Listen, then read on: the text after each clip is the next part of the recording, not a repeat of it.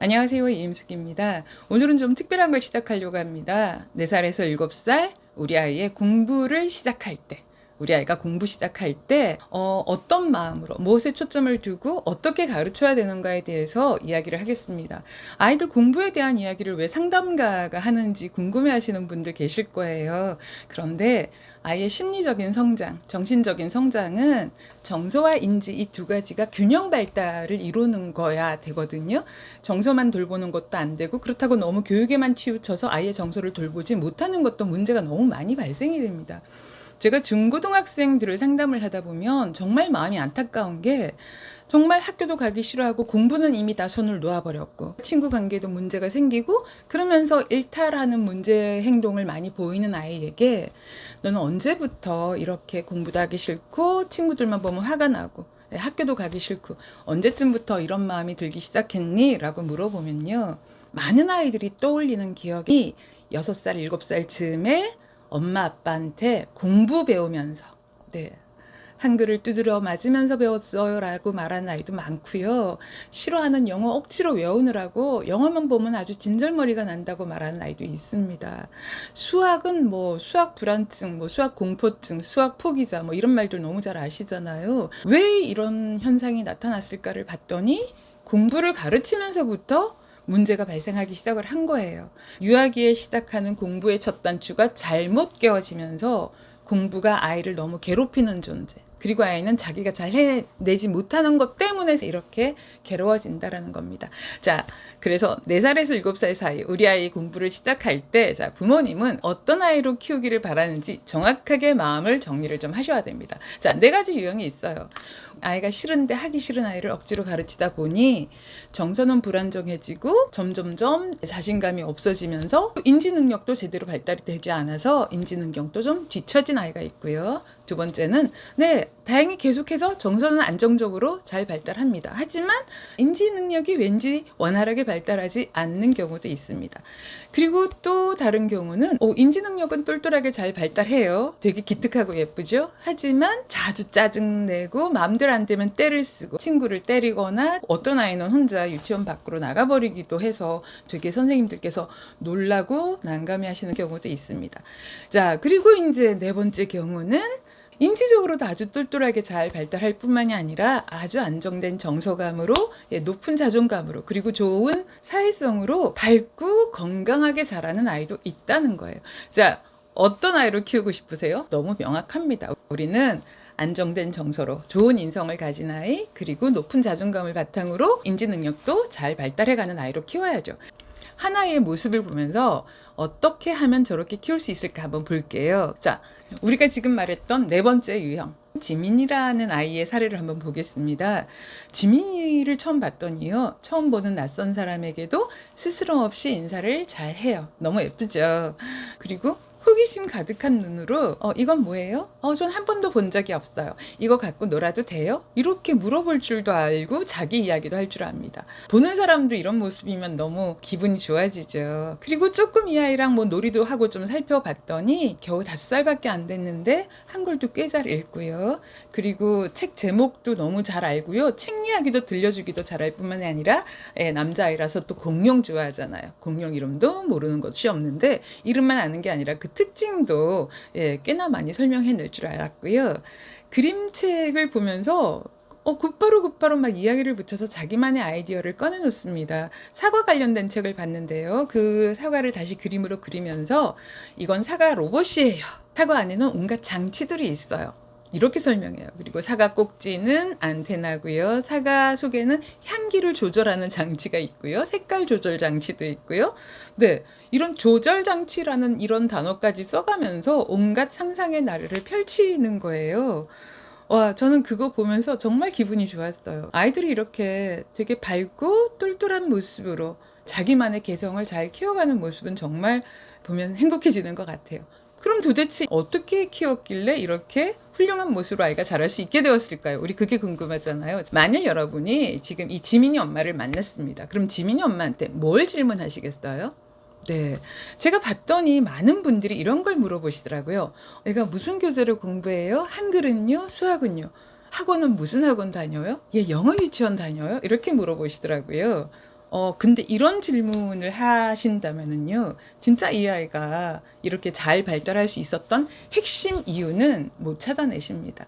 사실은 어떤 걸 질문해 보셔야 되냐면은요, 이 아이 책 읽어줄 때 어떻게 읽어주세요? 아이가 책에 집중하지 않을 때는 또 어떻게 하세요? 라든지, 아이가 놀 때는 어떻게 놀아요? 혹시 놀다가 아이가 짜증을 내거나 뭐 자기 마음대로 안 된다고 이럴 때는, 그럴 땐 어떻게 엄마가 이 아이를 도와주세요? 혹은 아이가 한글에 처음 관심 보인 건 언제인가요? 특히 한글 교육은 아이가 관심 보일 때, 적기 교육이 저도 바람직하다고 생각합니다. 그러면은 이 아이는 한글에 언제 관심을 가졌길래 지금 이렇게 한글을 읽을 수 있게 되었나를 물어봐야지, 무슨 교재로 하셨나요? 이건 중요한 내용이 아니란 얘기예요. 자, 그리고 영어는 어떻게 가르치세요? 영어 노래를 들려주시나요? 뭐 영어 그림책을 읽어주시나요? 네. 근데 또 아이가 싫다고 할 때는 어떻게 하시나요? 이런 거를 물어봐야 되지 않을까요? 제가 드린 이 질문을 던지면은 그 어머니가 하는 얘기 속에서 정말 중요한, 우리 아이가 이렇게 공부력도 잘 발달하면서 공부에 대해서 짜증내거나 싫어하는 느낌이 아니라 배우기를 즐기는 아이로 키울 수 있는 그런 중요한 정보를 얻을 수가 있다는 겁니다. 제가 어떻게 하면 이런 아이로 키울 수 있는가에 대한 힌트를 좀 얻기 위해서 어느 전문 직종에 종사하는 32세의 어린 시절 이야기를 좀 들려드리려고 합니다. 한번 제가 천천히 읽어볼게요. 어릴 적 새마을호를 타고 외할머니 집에 놀러 가는 날이면 엄마와 동생 그리고 나는 기차의 창밖을 바라보며 창밖에 있는 물건 이름 말하기 놀이를 했다. 이 놀이에는 다른 사람이 이미 언급한 물건은 더 이상 말할 수 없는 룰이 있었기 때문에 나는 그 무렵부터 밭을 가는 황소와 우유를 짜는 젖소의 차이라던가 지붕에도 슬레이트 지붕, 기와 지붕, 초가 지붕처럼 다양한 종류가 있다는 사실 따위를 기억하려고 애썼다. 당시에는 수학 공부가 될 거라고 자각하지는 못했지만 엄마는 나와 동생에게 수학 학습지를 시키는 대신에 함께 숫자 놀이를 했다. 숫자를 세고 가위바위보로 따먹기 놀이를 하고 주사위 여러 개로 숫자 10 만들기 놀이도 했다. 초등학교 때 친했던 친구들은 학교에서도 학원에서 있었던 일을 이야기하곤 했다. 괜한 소외감에 친한 친구들을 따라 학원에 다녀볼까 하는 생각이 들었고 엄마를 졸라 잠시 학원에 가보기도 했지만 적응하지 못하고 금방 그만뒀다. 학원에서는 내가 소화할 수 있는 이상으로 너무 오랜 시간을 앉아 있어야 했다. 그 때문인지 흔히 말하는 선행학습이 이루어져 있지 않았던 나는 항상 시작이 미미했다. 초등학교 저학년 때 애국가 받아쓰기에서는 100점 만점에 20점을 받아 방과 후 교실 앞에 무릎 꿇고 앉아서 애국가를 20번이나 써야 했고 중학교 입학 후 첫 중간고사에서는 가장 친하게 지냈던 친구들 중에서 제일 시험을 못 봤다. 엄마는 이런 결과를 갖고 와도 크게 대수롭지 않게 여기며 그럴 수도 있지. 그래서 기분이 어때? 그러면 이제 어떻게 하고 싶어? 라고 물어보셨다. 처참한 결과에 악에 바친 나는 그제야 문제집이라는 걸 한번 풀어봐야 할 것 같아. 사다 줄 수 있어? 라고 말했고 엄마는 별 말씀 없이 서점에 가서 문제집 몇 권을 사다 주셨다. 그 후 나는 어쩌다 보니 중학교 고등학교를 1등으로 졸업하고 남들이 가고 싶어하는 대학을 나와 지금은 하는 일에 만족하며 즐겁게 살고 있다. 항상 시작은 미미했으나 그 과정과 결과에서 웃을 수 있었던 건 보이지 않는 엄마의 도움 덕분이 아닐까 생각해 본다.